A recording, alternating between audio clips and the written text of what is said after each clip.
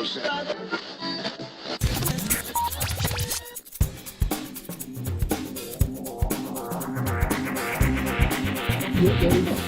Guys, kick off with a nice, easy one to start with. Are you enjoying being at MCM London Comic Con? What's it like being the fancy this weekend? Yeah, love it. This is your second, I think, and our fourth. I think it's fourth or fifth now. Great, love them. It's always really good fun doing MCM. Getting to meet the fans and getting them just be able to come up and chat is a wonderful, wonderful thing. And the Final Fantasy fans are so nice as well. It's a really, really nice fandom. It's a really positive fandom. It's a love. Everyone kind of looks out for each other. You see the same faces coming back and time again. Yeah.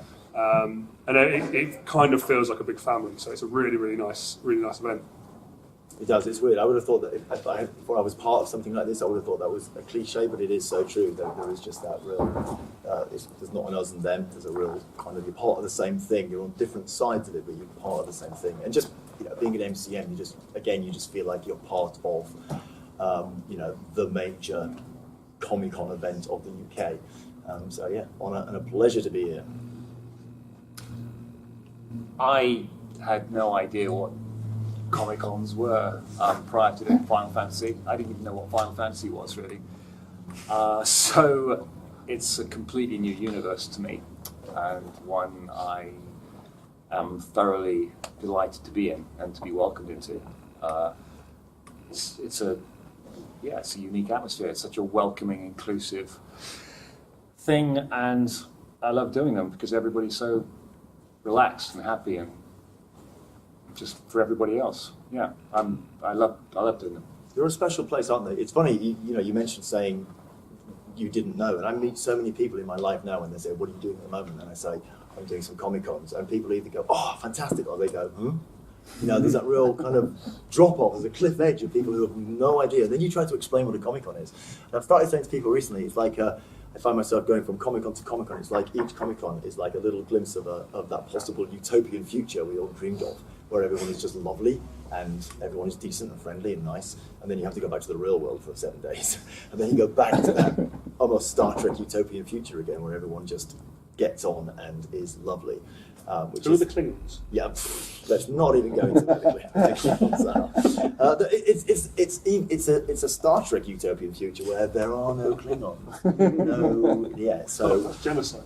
Yes. This is getting very dark. Of course. No, Comic-Cons are lovely. They've grown massively. I think it's partly down to the superhero films and all that stuff has made it much more mainstream. But the biggest films in the cinema are geek films now, so there you go. I've always been a geek, so I've always loved these sort of things. And I have come to the MCM a couple of times as a punter before doing the Final Fantasy stuff, and to be here now on the other side, it's just lovely. It's real, and as you say, it's a privilege, and it's a real privilege to be here. As they say, all the feels. I have my own little story, actually. I was a massive fan of Blake's 7 back in the late 70s, as I'm sure some of you are. Yes. Excellent. Well, about 5 or 6 years ago, I was doing a horror film called The Crypt, in which I was playing, well, it doesn't matter what I was playing, but I was playing a character in this movie, and I found myself acting alongside a woman who looked strangely familiar. And I had some exchanges with her in the filming, and then I suddenly realized, oh my God, you're Callie from Blake 7. And she looked shocked that I even knew who she was. Of course I knew who she was. And I was awestruck, I was dumbstruck. And that was 5 years ago. And then the very first Comic-Con that I did was here, 18 months ago, two years ago? It was this time last year. Well, only a year ago, I found that I was sitting next to a signing table with Jan Chappell. So it's a small universe, folks. And I made myself known. And she remembered me. Or she pretended she did. Yeah. I mean, talking about universes, about worlds, what do you think it is about Final Fantasy and all its many and wonderful iterations that creates that love among fans? What is so special about it as a franchise?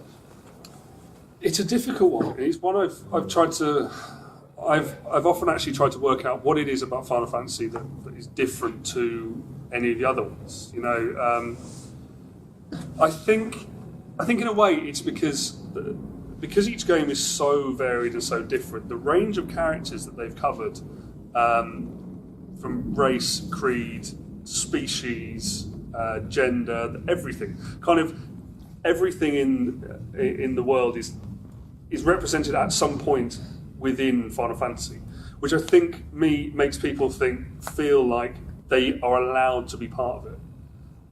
Literally something for everyone. Yeah, Literally. and I think at the moment we're seeing a lot of the stuff about discrimination, about trying to make it an equal playing field, especially within the acting world. We're seeing a lot.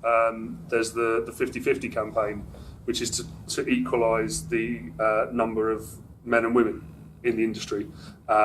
Stop having plays with 12 men and 1 woman. Stop having films where the women only talk to the male characters or only talk about the male characters. Have you seen Ocean's 8? I have. Say no more.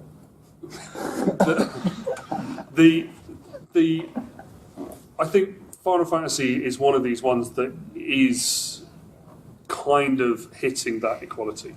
And I think everyone feels like there is something for them, and as you say, there's something for everyone there, and they feel like they can be themselves as well. I think it can feel like it gives them permission to be themselves, which means that anyone new coming into the fandom sees other people from their own experiences and their own same backgrounds, and then feel comfortable to be able to talk about their own experiences. So I've been doing quite a lot of stuff on Twitch. Same as John as well, but I've got a Discord set up because of that, and it's there's a whole bunch of fans from Final Fantasy who have then started watching my Twitch streams because of knowing who I am, and then other people who don't know who I am have started coming into it as well. And you see a lot of posts in there where people are just like, yeah, I've suffered really badly from depression. I still suffer to this day. And then there'll be like 4 other people who'll go, yeah, no, I do as well. And I think the fact that people can see other people who have gone through the same experiences and feel the same way, and see them not receive negative feedback and comments about it, I think means a hell of a lot to people. And it just means that everyone feels like they're allowed to be there. It seems as if by representing such a diverse world within its world, it's kind of then created a diverse fan base.